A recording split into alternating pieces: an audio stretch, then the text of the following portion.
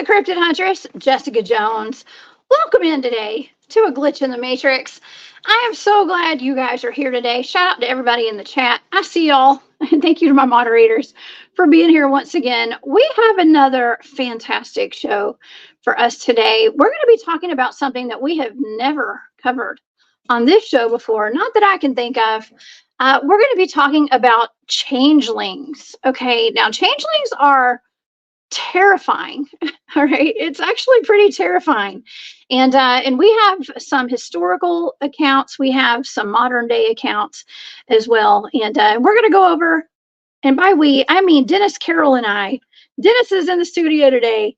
We're going to go over what changelings are today and discuss them. They do have connections to the fairies and the fae realm. Okay, so y'all buckle up your seatbelts once again, because we're in for another wild ride here on the Cryptid Hunters channel. All right. So if you guys would like to follow along with what I'm doing, y'all go to my website. That's thecryptidhuntress.com. Also, please subscribe. If you guys haven't subscribed to my channel here, please do that. And also, I am airing my shows on Rumble. They're not live on Rumble, but you can find me on Rumble. I do have a channel there, The Cryptid Huntress. So please subscribe. Follow me all over social media. You can find all my social media links on my website, thecryptidhunters.com. Okay. Also, I do have a Patreon if you guys would like to support what I'm doing. That's a great way. And also, my shop is called War Woman Goods. Get your Christmas gifts at War Woman Goods. All right, y'all. Okay. Well, let's go ahead and get into the show today because we have so much to discuss. I'm going to go ahead and introduce Dennis Carroll. Dennis has over 40 years of experience in the field of the paranormal. He studied, researched, and investigated many aspects pertaining to the paranormal and the supernatural with many personal paranormal experiences. He's a well-known authority on folklore, legends, superstitions, cryptozoology, and the occult. He's a supernaturalist and paranormal consultant who has advised people throughout the world. He's also an author, a published author, and host of Hunting the Shadows and Demonology Today. And a host of other shows. Okay, so please help me welcome to the show today, my friend, Dr. Dennis Carroll. Good afternoon. Well, hey, Dennis. How are you this afternoon? Thank you for being here. No problem. When you talk about changelings and all that, Jessica, I have to think about the modern world today with AI and robotics and all this stuff. We don't really know what's real anymore. We have a problem with that. I'm not even sure Taylor Swift is real. Okay. I mean, really, it is still a dangerous world. You think about the medieval times in the old days in the Celtic Ireland and Scotland and Wales. They were just about, as cautious as we are now in some aspects because they didn't know what was real reality or what may be the fake. That's very interesting. That's right. Yeah, well, we didn't have televisions, or they didn't have televisions back in the day. They didn't have a way to spread information far and wide like we do today, at the touch of a button. And so when people would go missing, children would go missing, the word didn't get out as quickly, I would assume. And photographs. Who's to say? If somebody went missing, they didn't have a photograph. They had to go by memory as to what their loved ones looked like. When these children would. Well, let's explain to the audience what a changeling is, Dennis. Should we start with that? Okay. Well, it's actually a product of fae magic. The fae is the other word, the old word for fairies. We call them fairies. Actually, by the way, they like to be called the fair folk. You speak very nicely about them because you might suffer some consequences if you don't. The fair folk had a natural, strange kind of a magic. They kind of transcended time. They had their own dimension, you might say. But the changeling is interesting in the fact is that, and this is a pretty frightening thing when you think about it. What if you come in one morning, you go to pick your baby up out of the cradle, and you say, "Wait a minute. This is not my child anymore. This is something different. It doesn't look like it, doesn't act like it." The fae actually were supposed to bring their own sickly children into the house, the human habitation, and switch human babies with it. And take the human babies. We're talking about abduction here, okay? Not alien abduction, but fairy abduction. And they would take this human child and raise it as their own, and it would be amongst the fairies and become one of them. And they would leave you the sickly child, which usually did not live very long. Okay. Now, a lot of anthropologists, you know, I love anthropology, speculate that this was one way of explaining childhood diseases and things that were happening to children, supposedly. That, you know, if all of a sudden one day your child gets sick, it's nothing you did, it's the fairies that did it. They changed your child. This may be another way, psychologically speaking, that they try to explain the unknown things to them, you know.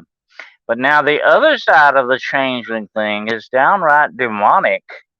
Take a look at that picture you're showing there. This is not just a unusual looking child or something about it at all. This is a very monstrous looking thing when it gets older. And there is one legend. I don't know if you're familiar with the legend of Glamis Castle. No. But this is actually getting into the royal family of Britain, where they said that one of their ancestors was a changeling. He was changed, and he went on and lived for a long time, which is unusual for a changeling. They usually, like I said, they die very shortly after the switch. But he went on and lived and was shut up in a room in Glamis Castle, supposedly either because he was very badly mutated or he was supposed to be a changeling as well. So you even had the royal family was subject to stuff like this as well. So it's fascinating stuff. Oh, yeah. Okay, so I have a little bit of information. Back in the 1600s, King Charles I of England was reportedly rumored to have been a changeling due to his peevish nature. Okay, as a child and as a nursemaid's claim that a figure appeared mysteriously at his bedside, cast a cloak over the sleeping baby's cradle. And he was always assumed to have been a changeling. Okay, that was a very long time ago. Yeah, that's like I said, the royal family, you know, had a lot of things going on with the fairies too. You know about the fairy dog, the corgi. The corgi is supposed to be a fairy dog, and the Queen of England. Oh yeah, the royal family have had corgis for some time immemorial, going way back. They're supposed to be a fairy dog, and corgis are cute, nevertheless. Anyway, you have a lot of tie-ins with the fairies and royal families, and a lot of royal families claim fairy blood in their line. Not just because of the changelings, but some of them supposedly had relations with fairies or even married fairies or married them for a while and they left. It's sort of very much like Jessica, like the mermaid thing. You know, the sea captain gets a mermaid. She stays on land with him a while. She has legs and everything, but then she has to go back to the sea. The fairies supposedly did this too. They said, I can stay with you a while, but I have to return to my fairy realm. I have to eventually go back. So a lot of this stuff ties in royal lines. Oh my gosh. Yeah. Well, and also they portray changelings in movies too, and cartoons. Some say that the Hunchback of Notre Dame. Okay, now I know that it's a cartoon, but it's also, you know, in a book, and they say that the Hunchback of Notre Dame was actually a changeling. Now that could also be, it could be that it was a changeling, or it could be just an explanation for the deformities of a human.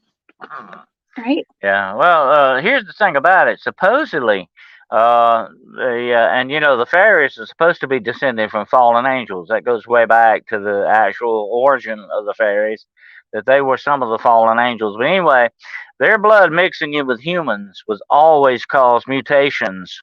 You have the echoes of the Nephilim thing going on here, kind of. But they would cause mutations in the bloodline because they were not. It was not normal human blood, you know. And supposedly that was a DNA mix-up thing going on. Of course, they didn't even know what DNA was back then, but they knew that different types of blood and all that would do different things and cause mutations. It was another way for them to try to explain a lot of things that were unknown and they couldn't understand, I think, too. But you have the echoes of the pod people here, Jessica. It's sort of like the body snatchers. What's going on with this, you know? Oh my gosh. Well, I mean, this really interconnects with a lot of the things that we've talked about before, you and I, Dennis, and that I've talked about on prior shows. And that's the pod people. So I forgot the name of what the acronym stands for, but it's some sort of a drone. Okay. And we're getting into human cloning. We're also getting into doppelgangers. It's really scary, and it's almost it's uncanny, right? Very uncanny. There are many cases on record, Jessica, supposedly where people, and you look at the demonic side of it, they actually who are possessed by the demonic or taken over by demonic forces, people will say, "Oh, that's not him or her anymore. They're not the same. They're different. There's something going on with them." We try to explain when somebody radically changes why they do that. I've said this before. Humans, as human beings, we are agents of habit. We constantly do our things and all that. It's incredibly hard, and you and I, we know this, to change when we want to change bad habits or to change something different. But when suddenly somebody changes completely, that has to be a very disturbing thing to you, without a doubt. Absolutely. Long Island Bigfoot, that is so sweet. A little extra changeling for you. Thank you for that super sticker. You're so silly. Okay. Yeah. Okay. So, Dennis, in modern days, I've heard stories, and I cannot put my finger on who told me this. Okay. And I thought it was you, but it wasn't you. I was told a story of a woman whose son had returned from being in the military serving some time in the Middle East, doing a tour over there. And when he came home, it was not her son. And I don't mean like he was off, like his personality had changed. It was not her son. And she didn't know who the person was, but he lived as though that was her son. He pretended like he was her son. I've heard that, and I couldn't put my finger on where I heard it at, but I heard it too. And here's the interesting part of that, Jessica. Supposedly he was in the Middle East, and here's one more thing you got to think about: the jinn are very notoriously very much like the fairies. Okay, the jinn are supposed to do the changeling thing too. They're supposed to change people, although it's usually not babies. We're talking about changing people completely, like the pod person we're talking about. That would be very disturbing too if you came back, your son or your daughter comes back and they're not the same person anymore. What happened? Supposedly the jinn has to be influenced in that type of stuff as well. Yeah. Well, but then I start thinking about all the human cloning that are allegedly, like, there are agencies out there doing human cloning, super soldier programs and things. I mean, how easy would it be for a person just to be, I don't know, to be cloned and sent home, and it's not the actual same person? I mean, from what I can remember from the story is the woman said that he looked similar to her son, and it could have been her son, but the personality was completely gone, completely off. The birthmarks were not there. Okay. That did sound like a case of cloning to me, honestly. But it sounds very much like it. Yes, it does. Mm-hmm. And here's one more thing you got to think about when it comes to cloning. If they can sort of download whatever personality they want to in that clone, and or make sort of like a sleeper spy like out of you, or condition you that way. There's a lot of wild stuff goes on with that. It's a very murky type of water area. When you get into cloning, and especially mind manipulation and all that stuff too. And we know the government has a big stake in that kind of stuff, without a doubt. Oh my gosh, I just got goosebumps. Yeah, you're right. We don't know what's going on, but to have us pretending to be your son. Hold on. Sorry. There you go. Okay. I just got kicked off StreamYard there. Somebody doesn't want me talking about this, I guess. but Somebody trying to tell us something. yeah, there's something important was about to come out of my mouth. Yeah. Okay. But how terrifying would that be to have a stranger come home parading around pretending to be your child and your son, and you're looking forward to seeing your child come home from war, and some stranger shows up and swears that they're your son, and they're not. I mean, that has to be like living in another dimension. It's something that comes to mind when I think of that is the movie Coraline. And that is a movie that my son loves that movie. It's a kind of a cartoon. I think it's Tim Burton, but I'm not sure. And it's about a little girl who moves with her mom into an old house, and she finds a secret door, and she goes into this little door inside her house, and it takes her into a whole other realm. And all the people there, it's like her family, but they're all dolls. Okay. And they're just slightly different. I have to check that out sometime. Yeah. They're just slightly different than her actual family members, but they're not, and they want to bring her into their realm. Okay. So it's a really interesting movie, and it's interesting that they would put things like that in modern day cartoons for children. It is interesting. And here's another thing, like your own child, or your brother, your sister, your mother, your father. You're kind of not only physically connected to these people, but you're spiritually connected in a way, And when you feel that something is off with that spiritual connection, there's something not right about it. You can tell. You can't put your finger on it. You may not have evidence for it, but it's there, and it has to be a very bad feeling to have that, definitely, knowing that person you're dealing with is not the one you know, without a doubt. That's strange. But Jessica, when you get to the fairies, you got to remember this about the fair folk. They live in another dimension. Okay, they exist in another dimension, supposedly. When you go into their realm, 1,000 years can pass in one day, or vice versa. And when you come back, things are different. So you're talking about interdimensional beings here in that respect. Wow, interesting. We have a question, and some of the questions that I see here, I'm going to start them. I'm going to put them back for at the end of the show, but we'll go ahead and answer this question now. Boo the Beagle, hey, are spiritual soul walk-ins or swaps considered changelings? Now, you're familiar with spiritual soul walk-ins, Dennis? Would you consider well, that would be considered a type of changeling in a way. Yes, definitely. Although we're not usually we're talking about grown people in this respect. And like I said earlier about demonic possession, it changes the person completely. And if a different type of spirit comes into that, like I said, we as human beings are spiritual creatures too. Okay, there's a part of us that's a spiritual aspect, and when that changes, it changes us completely.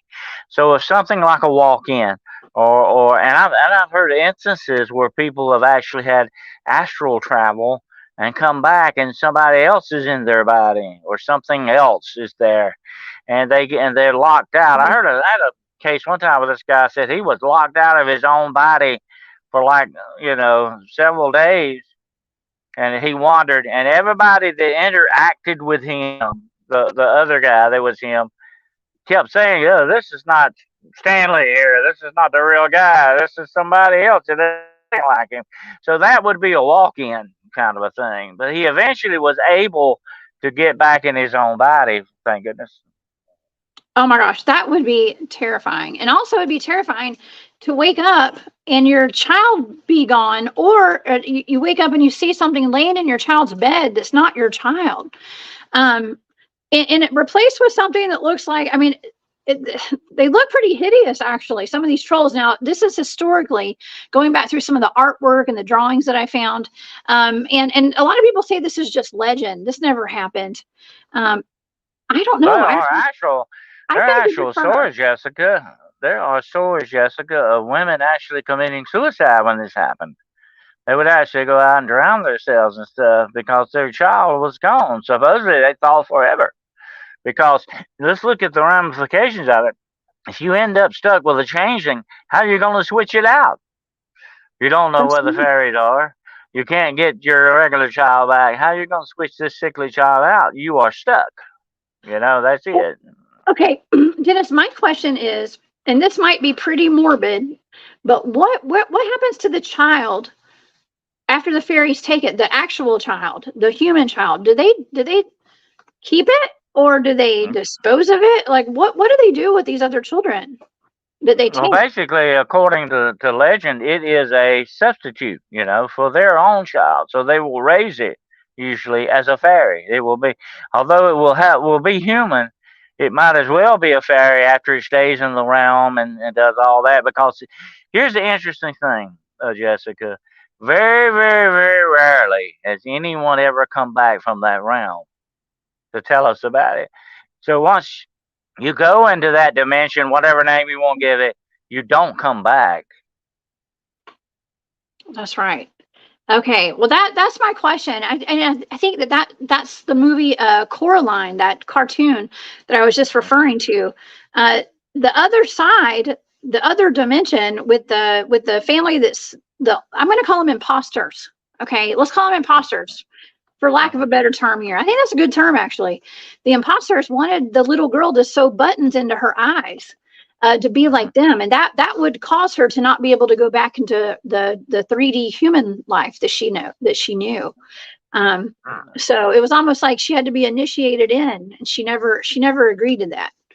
Here's another interesting correlation. Could all this be connected to black-eyed children? Yes. Oh my gosh! That's I think another thing. Yeah. I think it could be. They seem very much like the changelings, and the changelings of old, especially in a lot of the Irish legends, were described as having black eyes. By the way, and they had sort of a. I'm not going to say they looked monsters, but they had long hair. They had longer teeth. Like they were just like a subhuman type looking species. You know what I'm saying in that respect. But they were supposedly had black eyes, and I thought that was an interesting correlation with the black-eyed kids. That is very interesting. It is. Okay. Now, in medieval Scandinavia, Dennis, it was believed that trolls were considered it to be more respectable to be raised by humans than their kind. So trolls, now I know that's not a fairy, right? Or are they fairies? I don't know that answer. But they would swap their children and put their children, their troll children, swap them with the children of humans, or the human children, to be raised in a nice home. Well, trolls, Jessica, are supposedly sort of a quasi form of giants and fairies. In other words, they're sort of a mix between that, because trolls love to eat people like giants do too, by the way. They're cannibalistic. Trolls are probably usually described as around 10 feet tall, maybe smaller than that. Usually not much bigger, not much taller than 10. Anyway, they are known to cannibalize people, but they are supposed to be part of the fairy realm too. You have different types of entities in the fairy realm. You've got leprechauns, you got brownies, you got elves, and like we've heard this before in Iceland, there's supposed to be a hill that was a secret entrance to the elves' kingdom, and they rerouted a highway around it to keep from disturbing it. These people take that very seriously in certain parts of the world, that these things exist. Wow. I mean, here in the United States, my niece has a fairy garden in her yard. Okay, and it's just something that kids like, and I don't think, not a lot of people take it as seriously here as they do in Ireland and in Scandinavia. Even in Africa, there are, well, I don't know if they're fairies. I'm sure that they believe in fairies, and some people believe in fairies all over the world. But there are changelings stories down in Africa. Okay, so I would assume there's fairies down there too. Let's see what Brown Dwarf says there about another well-known secret society. That is, I have heard of that as well. And here's what they are. They're sort of like fairy fighters. So not like vampire hunters, but like fairy fighters. They actually use earth magic against the fairies, and supposedly that was your only recourse, if you could find someone that could do this. And I think it was connected very deeply to the Druid religion. Okay. Anyway, if you could find someone that could do this, they might possibly be your only hope of getting your child back. But like I said, it was very, very, very rare that you could ever get that done. But these people were actually using earth magic, like against the fairies. We're talking about evil fairies. Now, there are good and supposedly evil fairies. Mostly, of course, the evil fairies are going to steal your children. They're not good guys. So these people would actually use this earth magic or druid-like magic against the fairies, sort of like vampire hunters. Oh my gosh. Well, fairies can be I don't want to say evil, but they can be mischievous, right, Dennis? Yeah, yeah, Yeah. definitely. They need to be hunted sometimes. Thank you, Bigfoot Michigan Rob, for that super sticker. That's sweet of you. We appreciate that. Okay. Well, let's go over a couple of things in regards to how to tell if your child is a changeling. Okay.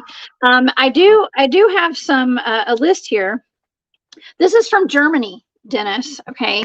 And in Germany, let's see. They said that the children would have like a huge neck and a big head. Okay, so like they would have bigger necks and bigger heads. This is how you could tell if your kid had been switched for a changeling. Confusing. Okay, so like the melon head kids. You've heard of the melon head kids? Yes, I have. Yes, the melon heads. I said they would confuse the changeling by cooking or brewing eggshells. Okay, this will force the changeling to speak, claiming its age and revealing its position beyond synchronicity. Now, that sounds odd. Have you heard of that, Dennis? Now here's one more thing about the. Oh yeah, that's interesting. You know, eggs are considered. Eggs are part of Easter because of Esther, the goddess Esther. You know, and she was a goddess of fertility. And fertility, when it came to children, was a big thing about fertility. You know, that was the one thing that was sort of like fertility magic that you could use against these things. And another thing about the changeling, Jessica, is that when they come out of the fairy realm, they are probably 200 or 300 years old, although they don't look it. You understand? They are much older than a human child. That's why they don't live supposedly very long. They age very quickly, like, but not getting grown up, but it's just sort of an age thing going on where they die within several weeks of being changed. That's one reason why they do that, because time moves differently in the fairy realm than it does in ours. So that's okay. So we've got it's almost like a mix between skinwalkers and shapeshifters, right? There's some shapeshifting ability stuff going on here too. We're kind of, I feel like we're mixing, like a lot of these things are just kind of colliding, like a lot of the like interdimensional beings and the 3D matrix here that we're living in. It is speculated, Jessica, that if you shapeshift, you have to move through realities. Okay, and if you move through realities, you're basically moving through time and space. Okay, so there's a time thing going on here too. Okay, just like the fairies and like the dimensional things we've talked about. If you move from one reality to another, you've got to go through time and space in order to do it. It may not be a big long stretch. It may be from point A to point B very quickly, but you're still doing that. And you got to remember, if you do that, and if you shapeshift, like the skinwalker or the werewolf or even the vampire can shapeshift. All these things we've talked about, they shapeshift, are definitely doing that. They're moving from one reality to another in order to assume that shape. Oh my gosh. Yeah, it is. Okay, well, that would explain how Bigfoots go from an orb to a Bigfoot sometimes in other cryptids. Yeah.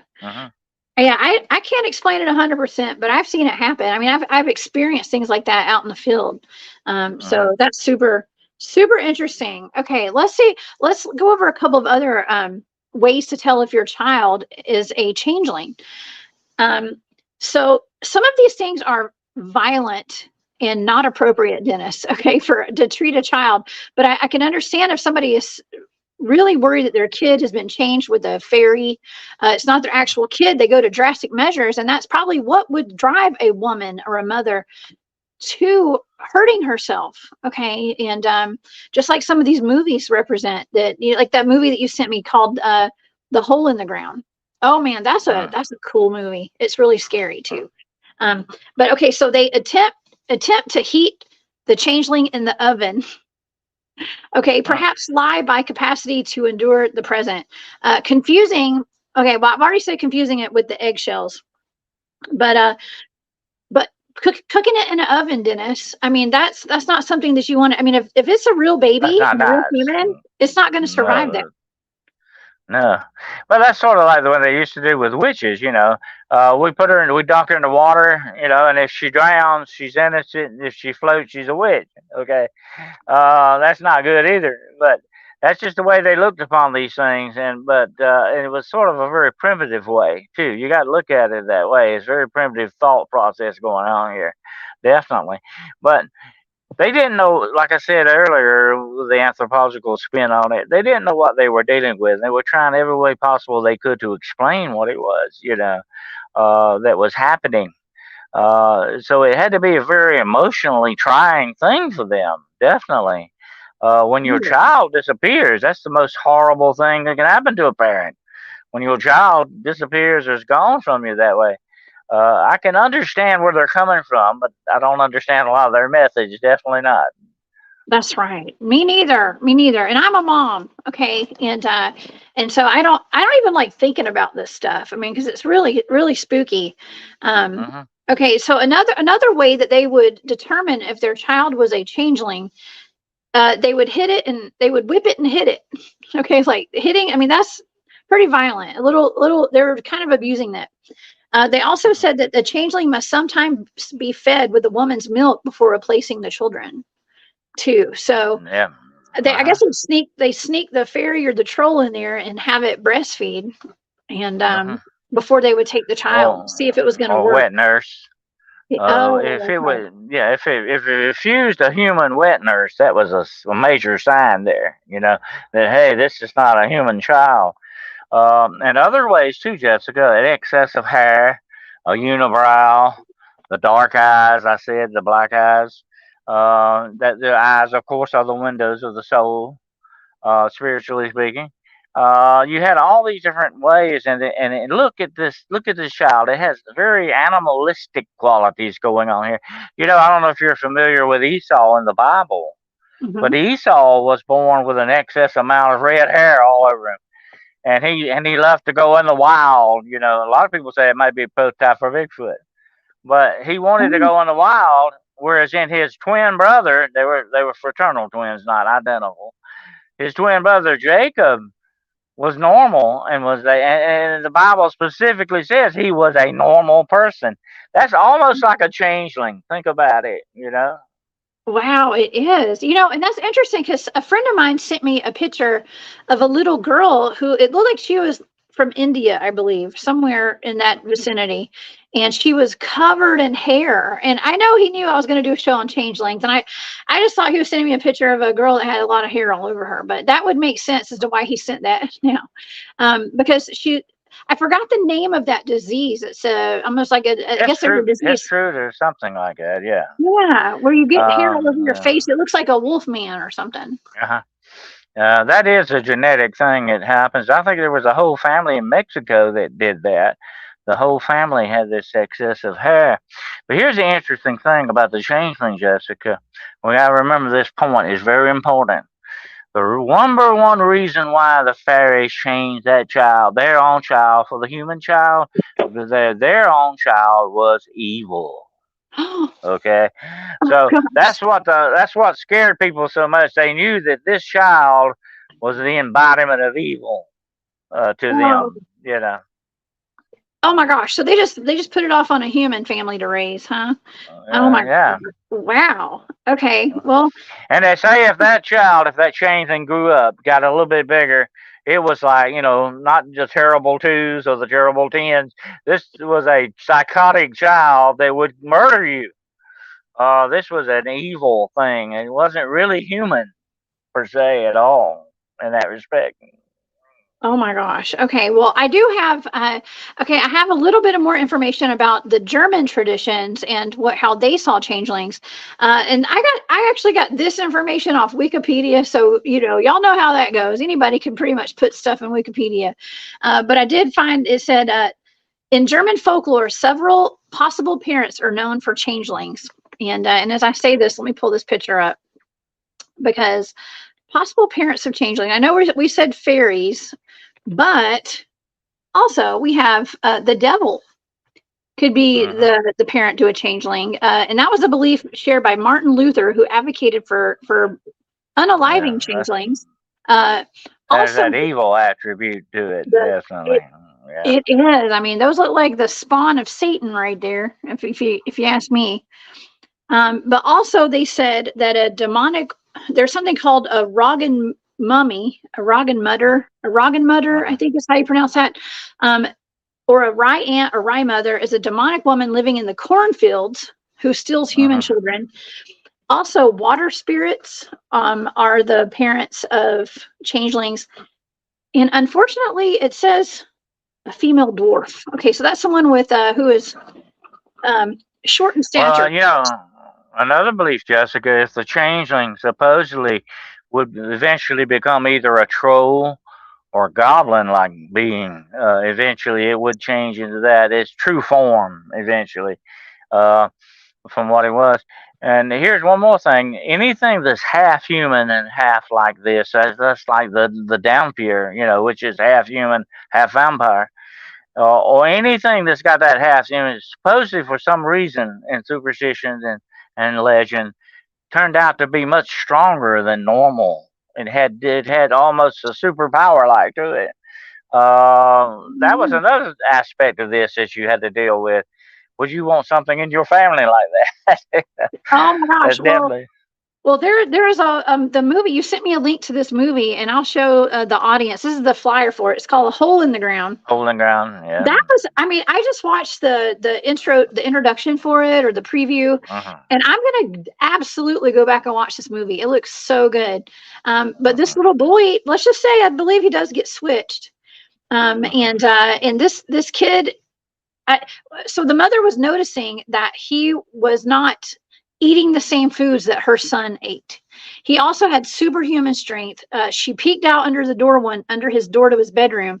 He was walking on all fours and eating bugs off the ground and stuff. I'm not trying to spoil the movie. Well, there is another movie you might want to check it out if you haven't ever seen it. It's called The New Daughter, and it stars Kevin Costner. Believe it or not, Kevin Costner doing a horror movie. Okay, and in this movie, they move down in the low country of South Carolina, and there's a mound down there. Anyway, make a long story short, his daughter is changed by the proximity of this mound and what's going on. I won't tell you the rest of it because it's a great movie, very good movie, very interesting. The New Daughter. His daughter is sort of a changeling in this. She makes a bed in her room like a nest, like some kind of a big bird nest type thing. It's a weird, wacky movie. You got to check it out. The New Daughter. So these kids are just a little bit off, right? And there's just something that the parents know that they look like their child, they speak like their child, they have the body of their child, but the spirit is off or something, So that's something to look for, y'all. Pay attention to your kids. I'm just saying. And like I said, today we can draw parallels to that with the cloning that we've talked about, robotics, androids, and all that. And, I've made that statement before that there are a lot of things, I believe without doubt, walking around out there that look human and are not human. And the fairies would definitely be part of that. Definitely would go with that as well. And that's the thing about the changeling. It looks kind of human, but it's not. Yeah. It looks human, just like, I was going to say like clones, but are clones humans?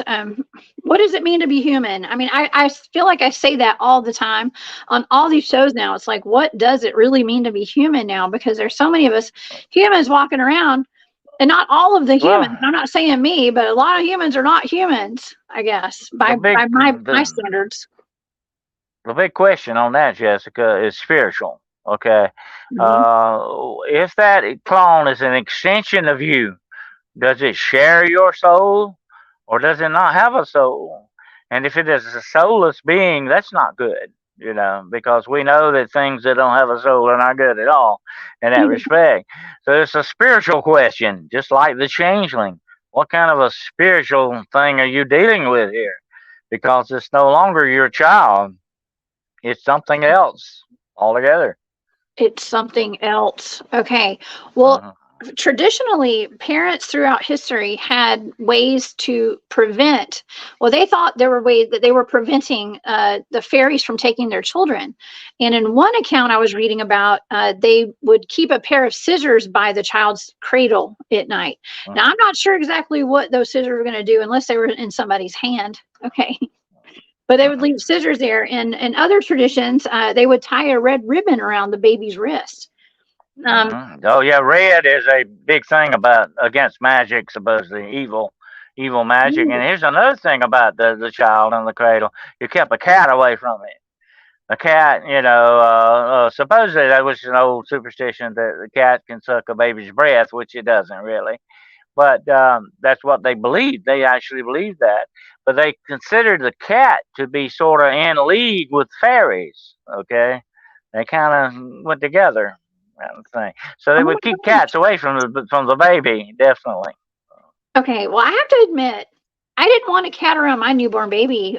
When I had a cat, I had Mayu, a big, gigantic Maine Coon. Okay, a big cat, and because I had heard this was one of the things, and coming from a mother's perspective, I had always heard that a cat can lay on your baby's chest and take its breath away, like suck the breath out of its mouth.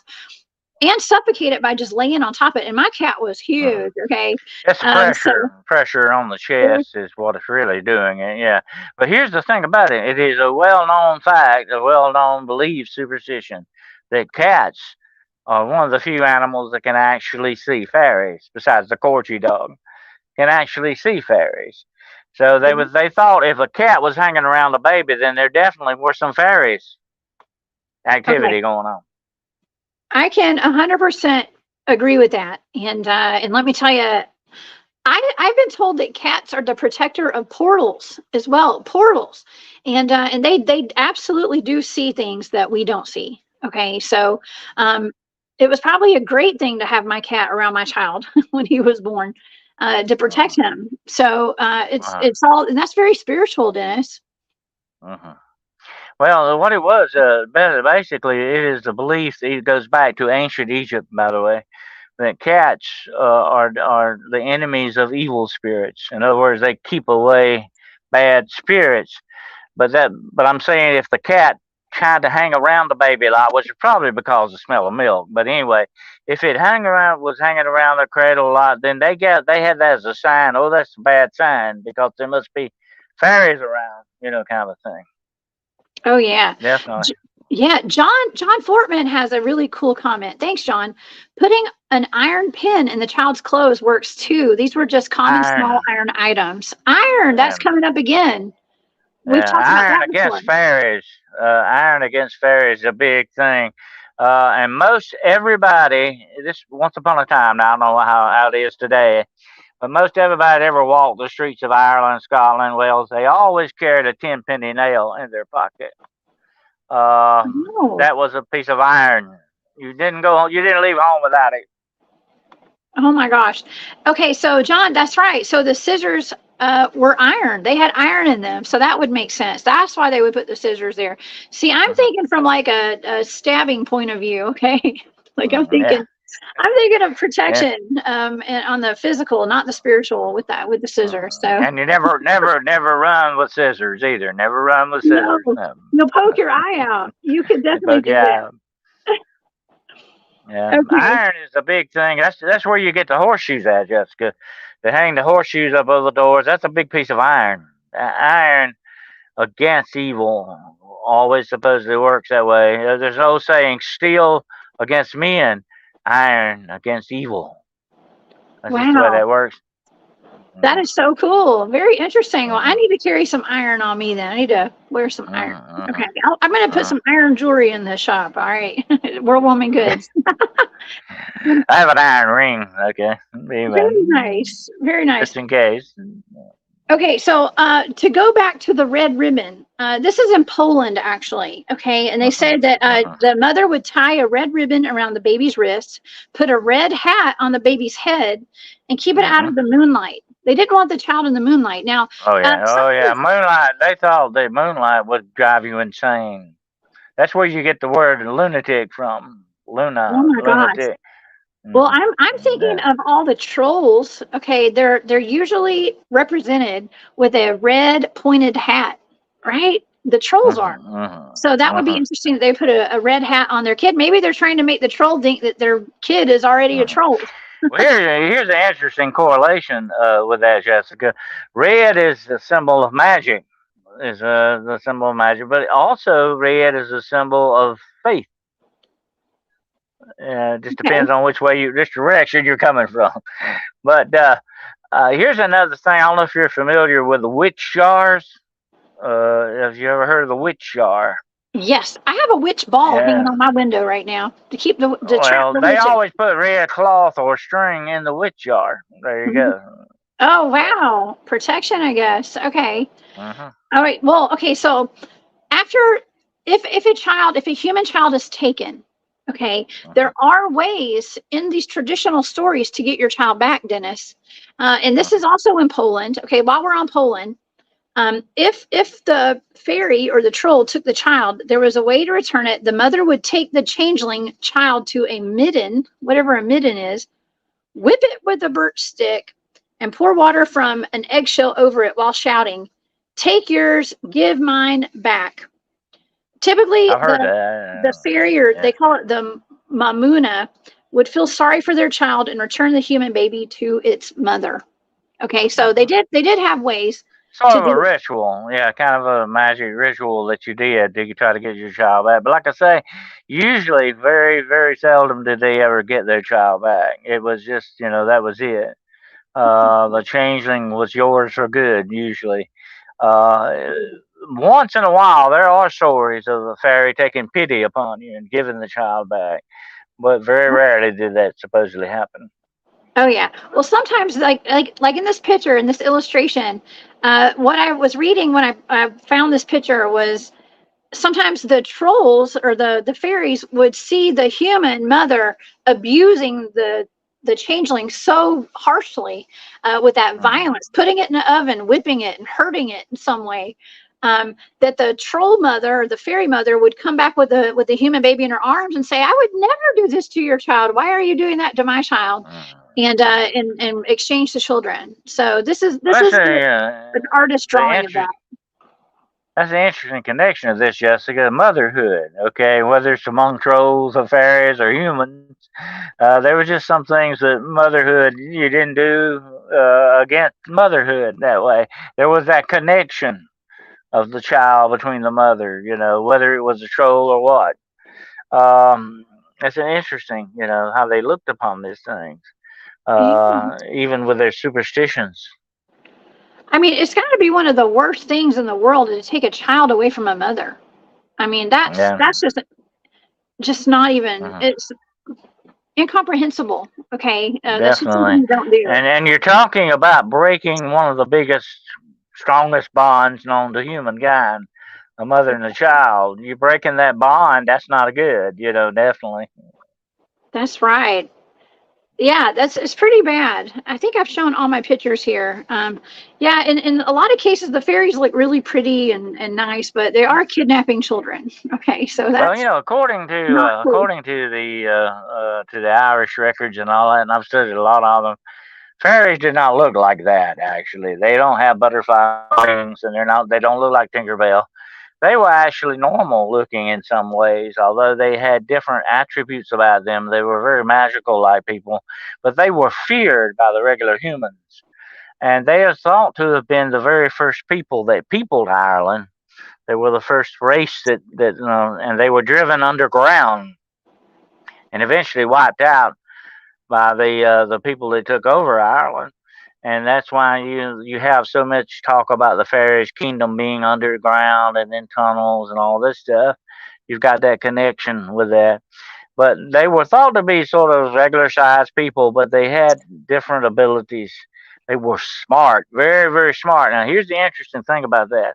They were so smart, that is exactly why the people feared them. They feared that intelligence. Oh wow. Okay, and well, they're also known as elves. Elf, like an elf. Like I think of Elf on the Shelf. Santa Claus is elves. That's part of actually the African story that I have. Let's see, in Africa, and it's mostly in eastern Nigeria. Let's see, what was I reading about that? Well, they were actually, I guess I want to say it's in Africa. Maybe it's just in the modern world period. They would say that it was like clumsy people, or it would explain a health defect or whatever. But they would call them elves. Okay, it was a word for elf. It's not the actual word elf, but it was something that meant elf in English language, right? But yeah, it was. But they were clever, but they were also very smart. Yeah, very smart and magical. They knew an earth magic sort of a thing about them. That's what it was. They sort of, and when you look upon the fairies, you kind of. Here's one thing pops up in my mind a lot of time: elemental spirits, without doubt. Elementals. That's right. Okay. Elemental. This is okay. So this is what I was looking for. In Africa, in eastern Nigeria, they said that they would use stories of changelings as an attempt to explain the loss of children with sickle cell anemia, and children that would die at a young age. Okay, and they didn't have like adequate medical care, I guess. So, well, you got to remember back in those days, Jessica, you had a lot of infant mortality. You get up one morning, bad thing is your child's dead in the crib. You got no way to explain it. You don't understand what's happening, so you kind of blame it on forces, outside your understanding. You don't understand what's really going on. We know that sudden deaths, infant death syndrome happens. We know it occurs worldwide, not just in different countries, but everywhere. Infant mortality back in those days was a great thing. A thing that happened a lot. It was a great social upheaval type thing. You had a lot of child mortality. If you go back and look at the records, that so and so had like 6 children and they all died. That was something that happened unfortunately on a regular basis.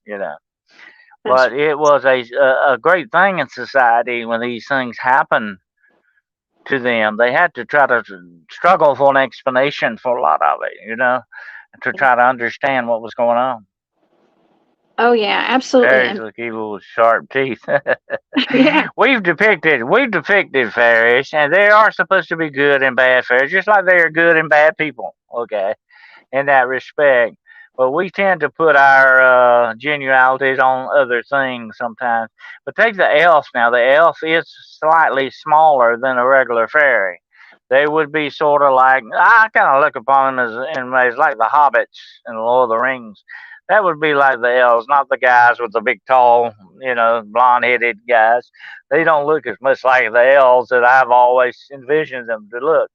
They look more like hobbits. And they are very much like, and J.R.R. Tolkien was a great guy on superstition and legend and lore. He knew what the fairies and the hobbits would look like, the elves. He knew what all he was dealing with here. He stylized it a lot, but he went back to the original legends. And like that Bhagwat I mentioned on your show several shows back, he went even to Scandinavian legends and got a lot of this stuff. So you got this stuff worldwide. It's not just Ireland and Scotland. This stuff goes everywhere. Iceland.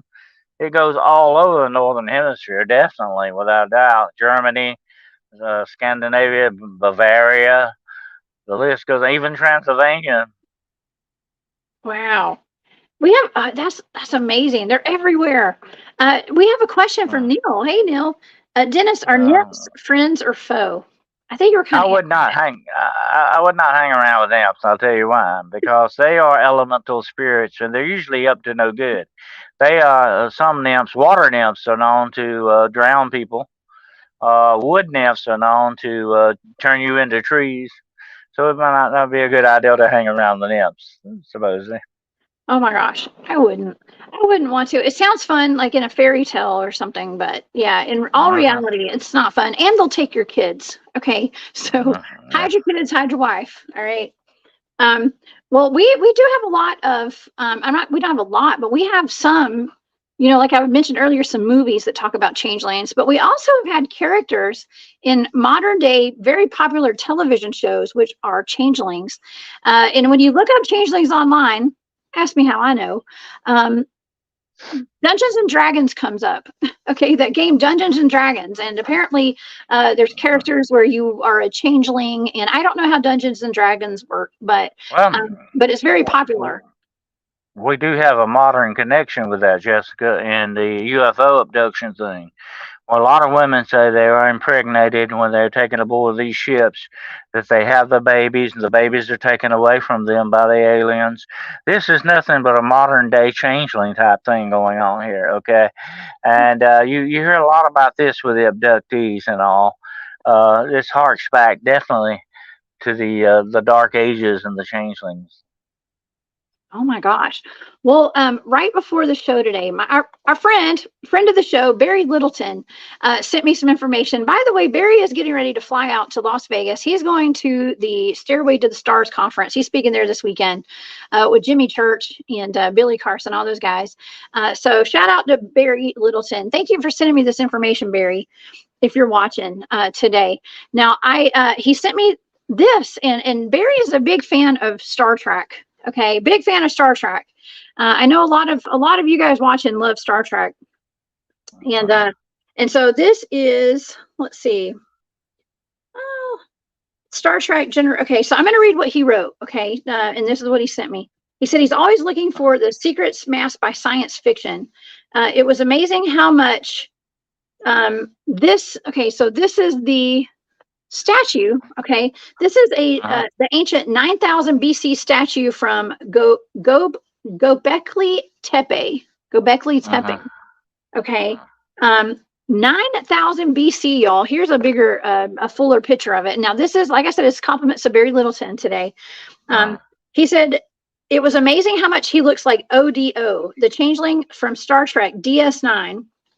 Except the Urafa man has obsidian eyes. Okay, so this guy has obsidian eyes. You want to see him up close. Yeah. He said he also has on a V-neck uniform. Okay, so look, this guy has on the same uniform. So his question is, who was Urafa man? Is this what we are seeing here? A galactic representative that was a shape-shifting counselor. And then those dark eyes, definitely. Yeah. That is, that is strange. Yeah, Barry made that connection there. So thank you for sending me that, Barry. But yeah, 9,000 BC, we're having changelings and stuff, right? Well, like we said at the beginning of the show, these things are actual shapeshifters. Fairies are shapeshifters.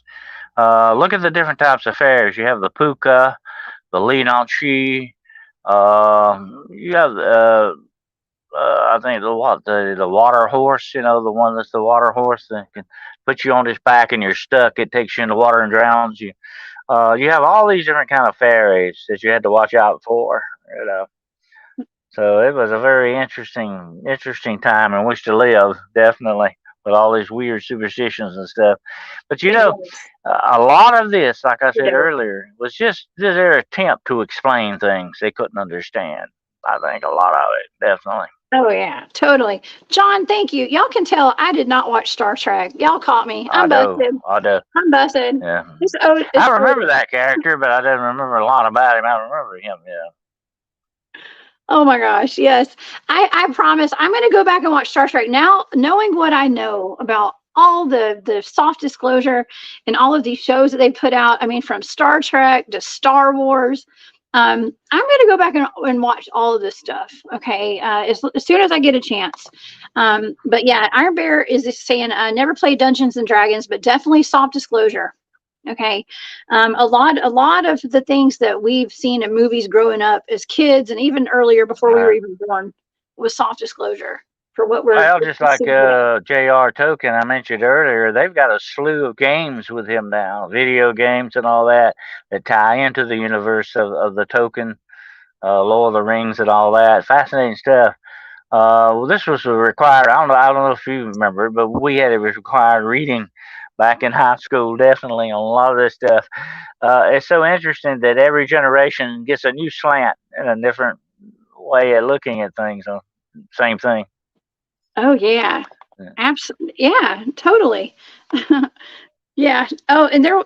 I guess Egyptian princess. There was a hearing on the Mexican UFO mummies, and I did a show on that. If you guys wanted to go back and see that, I remote viewed the Mexican UFO, not Mm-hmm. UFO mummies, the mummified Mummies, yeah. aliens. What am I saying? Spit it out, Jess. Okay, the mummified aliens, the alleged aliens.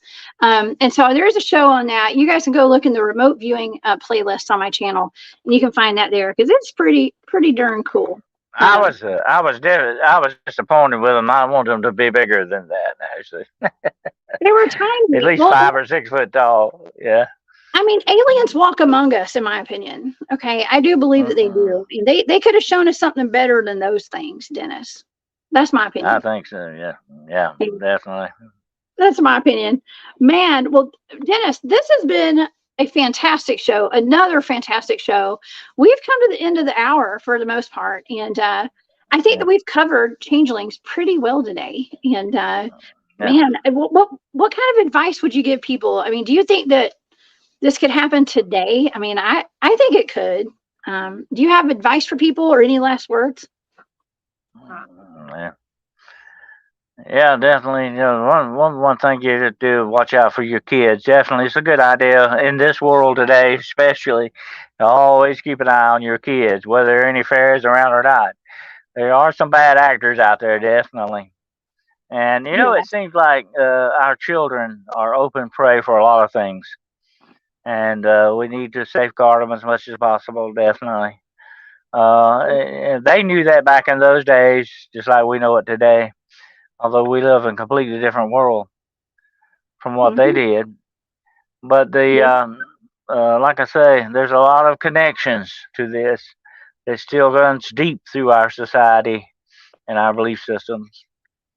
I agree. I 100% agree. Our children have been under attack, okay, for a long time, and yeah, I keep my eyes on my youngin 24/7, and Right. we have to protect the kids, and yeah, there's a lot of creepy, not only just fairies and trolls, but there's bad humans out there too. A lot of bad humans. So Exactly. yeah, Exactly. And you know, the children are the weaker part of our society. They make perfect victims, and we got to always remember that. We're trying to prevent it. yeah, that's right. That's absolutely right. Yes, gosh, we have such great comments in the chat today. I want to thank everybody for being here today. Dennis, where can people find you? Tell the audience about your Uh, podcasts, because you have multiple podcasts, and tell the people where they can uh, find you. yeah, one tonight. As a matter of fact, it'll be 9 o'clock Eastern time. Hunting the shadows. Tonight. I'm going to be talking about the real ghost hunters. And also Sunday nights at 9 o'clock p.m. Eastern time. Demonology today, what I do, and then bi-monthly, coming up this Friday, as a matter of fact, I'll be doing paranormal point of view. That's where we talk about books, movies, articles, everything related to the paranormal. And I think supposed to have a special guest on this Friday, which will be BMR. That's Bigfoot. Michigan Rob's going to come on and talk about his new book. So should be interesting. You can also reach me at denniswcarroll.com or email me at denniscarroll@gmail.com. And my books are available on Barnes Noble and Amazon. Amazing. Oh my gosh. You guys, please go support Dennis. Go subscribe to Thank Hunting you. the Shadows on YouTube and tune into all of Dennis's shows. Dennis, you are just a wealth of knowledge. I love talking with you about all these wild subjects Oh, that we thank you. cover. And I think that the audience appreciates that as much as I do. So thank you so much for being here. Oh, no problem at all. My pleasure. All right. Well, thanks, Dennis. Okay, you guys, y'all please come back tomorrow night. I have remote viewed the alleged giant sighting in Oregon. Okay, about I'm going to say about 2 weeks ago, a man on TikTok claimed to have seen a giant step out of the side of a mountain, and the side of the mountain opened like a door, and then it shut, and then a giant looked out of a little peephole at him. And since he's put this out on TikTok, Dennis, he says white government vehicles have been following him everywhere he goes. Okay. So I want to make it clear, I am not exposing what happened. I am reporting on what happened. 3-letter agencies. Okay. Whoever's listening. But yeah, and it's all for entertainment purposes only is all I'm saying. But that's going to be a really good show. So you guys tune in tomorrow night, 8 p.m. Tonight, I will be live at 8 p.m. Doug Hijack. I'm on his show with he and his son, Alex, at 8 p.m. Eastern. So y'all come try to hang out over there with me tonight too. And with Dennis's show tonight. Hunting the Shadows, y'all. Okay. Also, come see me this weekend on Spaced Out Radio. I'll be there at 10 p.m. Eastern. Okay. All right. Well, Dennis, it's been another great show. I hope you have a wonderful day. Everybody, y'all stay safe out there. Y'all stay safe. I enjoyed it. Thank you. Me too.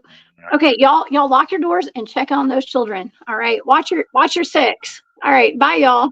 Have a great